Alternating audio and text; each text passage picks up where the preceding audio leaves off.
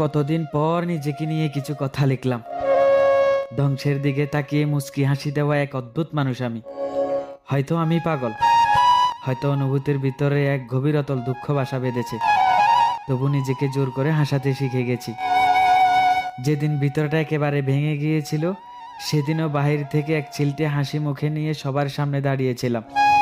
কষ্টগুলোকে বন্ধু বানিয়েছি, একাকিত্বকে আপন করে নিয়েছি। মানুষ ভাবে হয়তো আমি সুখী, কিন্তু তারা জানে না প্রতিটা রাত এক একটা লড়াই নিজে নিজেই বুঝিয়ে রাখি। অথচ আমি জানি আমি ভালো নেই, ভেঙে যাচ্ছি প্রতি রাত একটু একটু করে। আর এই ধ্বংস হওয়াটাকেই যেন ভালোবেসে ফেলেছি। আমি সেই মানুষ যে হার মানার আগেই হাসি, কারণ আমি জানি কান্না দেখিয়ে কোনো লাভ নেই। এই পৃথিবী শুধু শক্তদের মনে রাখে, দুর্বলদের নয়। তাই আমি অদ্ভুত, আমি অনুভূতির আগুনে পুড়ে যাওয়া এক নীরব যোদ্ধা। আমার জীবনে কোনো সুখের গল্প নেই, এটা নিঃশব্দ বিপ্লব, যেখানে হাসির আড়ালে লুকানো থাকে হাজারো না বলা কথা।